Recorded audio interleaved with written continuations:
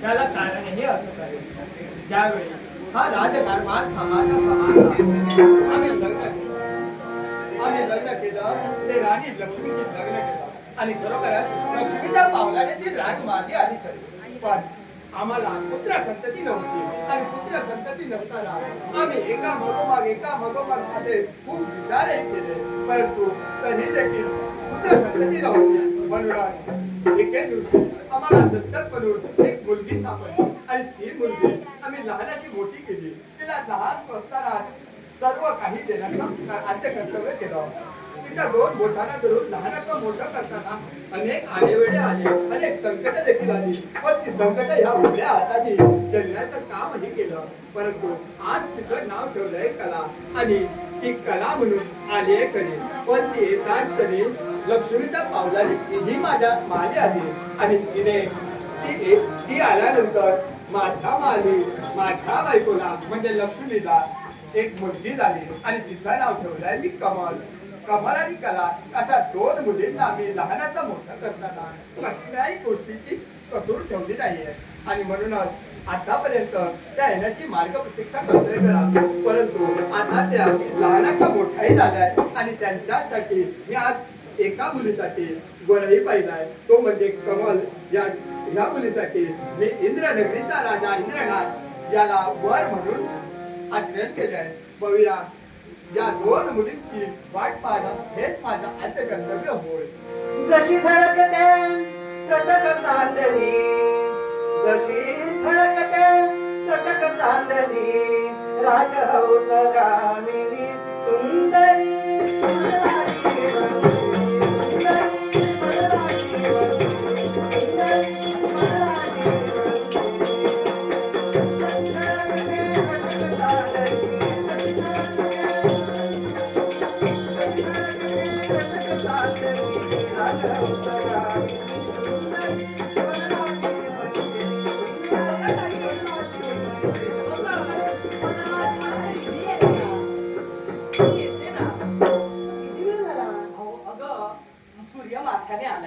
आपली बाबा माझं प्रतीक्षा करत असते. हो, आपल्या नित्याचं कर्तव्य आहे.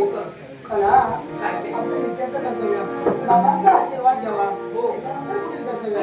इकडे तुला सांगते काय मी होण्याची शोभा पाहण्यासाठी गेली होती. पण बरं मेघना माझ्या काय बोलते? हो, पण त्याला मी सांगितलं कुठेतरी इकडे तिकडे फिरू नको, माझ्या समवेतच चल म्हणून.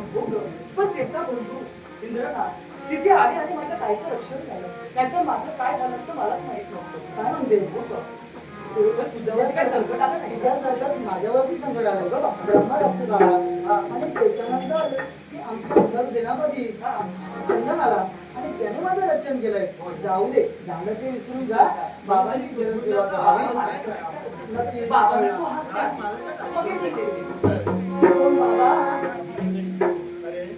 बाबा हे आपली कमत आपल्याला नमस्कार करते. आहे शुभारी मंगलाचा करिता बाबा मी तुमची मला तुम्हालाही शुभारी मंगलाचा आशीर्वाद देते. त्या मंगलाचा आशीर्वाद तुलाही शुभारी मंगलाचा करिता आशीर्वाद झालं म्हणाला तर मला वाटत नाही, पण या दोन जणांची सेवा आम्ही दोघांनी करावी असे आम्हाला वाटू लागते. बाबा त्यामध्ये शुभारी मंगलाचा आशीर्वाद द्या, शुभारी मंगलाचा आशीर्वाद द्या, शुभारी मंगलाचा आशीर्वाद तुम्हाला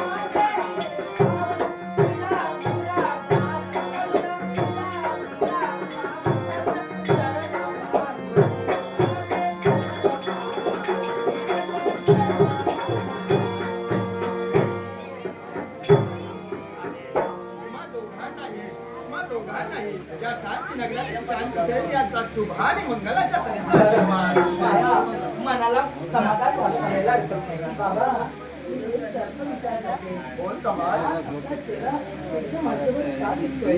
अगं कमाल त्यालाही एक कारण आहे. कोणतं कारण? अगं कमाल आता बघ तुला लहानाची मोठी केली तुझ्या या दोन गोष्टी धरून हे जग दाखवलं आम्हाला योग्य अयोग्य याचं ज्ञानही दिलं आता मात्र आम्ही तुझा लग्नाचा विचार केला काय म्हणते बाबा? हो आणि ते लग्न मी तुला ठरवूनही आलोय आणि लग्न कोणाशी ठरवलंय हे तुला सांगतोय शांत नगरातील सासरे याने तुझं लग्न निर्णय नगरीच्या योग्य आणि राशी केलंय. बाबा, पण ताई अशी का? लग्न ठरवण्याच्या अगोदर माझा काय विचार केला का? बाबा अगं ताई अशी का बोलते?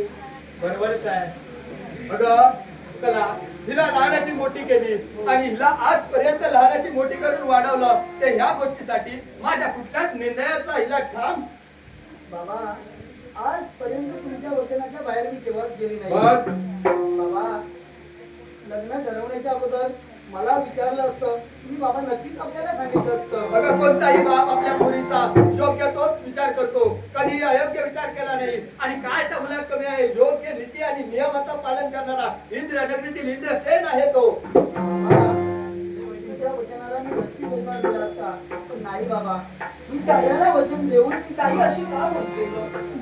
चला मी दुसऱ्याला वचन देऊन मी वचन हे झाले असं बोलणार नाही. का आपल्या इंद्रनगरीत ज्याला सेनापती बनवलंय तोच आपला चंदन. काय हा बाबा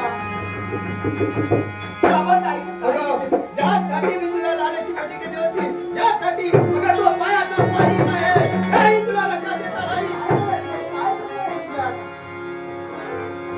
काय कमी आहे त्याच्यात अगं ज्याला आपल्या पायात समान ठेवलं पायाची धूळ बनून ठेवलं आणि अशा व्यक्तीसोबत तू स्वतःला लग्न करू इच्छिते बाबा हा जो पराक्रमी आहे तो वीर आहे. काय कमी आहे तिच्यात? पराक्रम तर इंग्रजीत बरोबर आहे पण त्याच्यातही काय कमी आहे हे देखील मला पटवून सांगण्याचा त्याच्याचा प्रकार बाबा, तुला वचन आहे तुम्हाला. लग्न करेन तर मी तुझ्या समवेत. अगं वचन त्याला वचन दिलंस का मग त्याचप्रमाणे मला देखील वचन द्यावं लागेल आणि त्या अगोदर त्या गोष्टीचा विचार कर जर का तू एका पायी का बरं लग्न करत असतील तर या राजकर्त्या राजाला स्वतःचा हा मुकुट खाली ठेवून सिंहासनावरून राजगादी सोडून जाण्याचा हक्क आहे एवढंही लक्षात ठेव. अरे तुला लहानाचं मोठं केलं तुम्हा दोघांसाठी या तळ हाताच्या घोड्याप्रमाणे तुम्हाला जपलं उघडपास केलं तरी काय तुम्ही हे दिवस दाखवलेस मला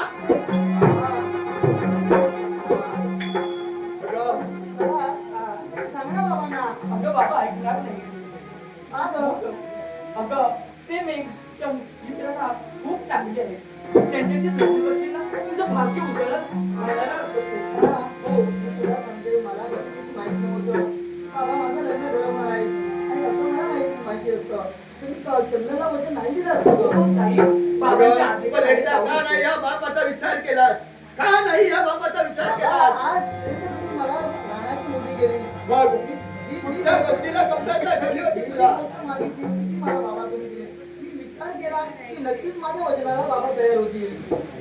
अगं, वचन दिलंस त्याला वचन देताना या बापाचा विचार केलास आणि जर का तो विचार केला नाही तर मग इथे तरी येऊन त्या वचनाची पूर्तता होईल त्याचं तरी भान कसं काय करलास पण तुम्ही जे म्हणताय ते आता मात्र होणार नाही कारण मी जंगलला वचन दिलंय. मग ठीक आहे अगं लहानाचं मोठं केलं लहानाचं मोठं करा कुठेतरी सुखात ठेवण्यासाठी एक बाप म्हणून राजकर्त्याचं कार्य सोडून तुमच्या मागे धावलं आणि तुम्ही मात्र या गोष्टी करून बापाची मान कशी खाली जाईल ते बघता बाबा असं अगं निर्लज्जाची पण एक सीमा असते तुम्ही पोरी जातीच्या पोरी म्हणून तुम्हाला कुठल्या गोष्टीची कमतरता आले देतं राज्यातील सगळ्या वेशी मोकळ्या केला मुबलक संघ जाऊन वनात फिरायला दिलं सगळ्या गोष्टी दाग दागिने सगळ्यापासून तुम्हाला केलं असे अभद्र शब्द तुमच्या मुखातून तुला आलाची मोठी केली तुला पोटचा गोळा तू तुझ्याकडून ही अपेक्षा करणार नव्हतो तर कोणाकडून करणार होतं याने ते कडून करणार की तुझ्याकडून करणार पण नाही यावेळी एक राजकर्ता राजा म्हणून मला मात्र निर्णय घेणं हेच योग्य आहे म्हणूनच ऐक कमाल जर का तुझा निर्णय असेल जर का तुझा असा निर्णय असेल की तू चंदनशी लग्न करणार आहे तर मग दे माझा देखील वचन दे एका बाजूने तुझ्या आणि चंदनच्या लग्नाची वरात आणि दुसऱ्या बाजूने या शांती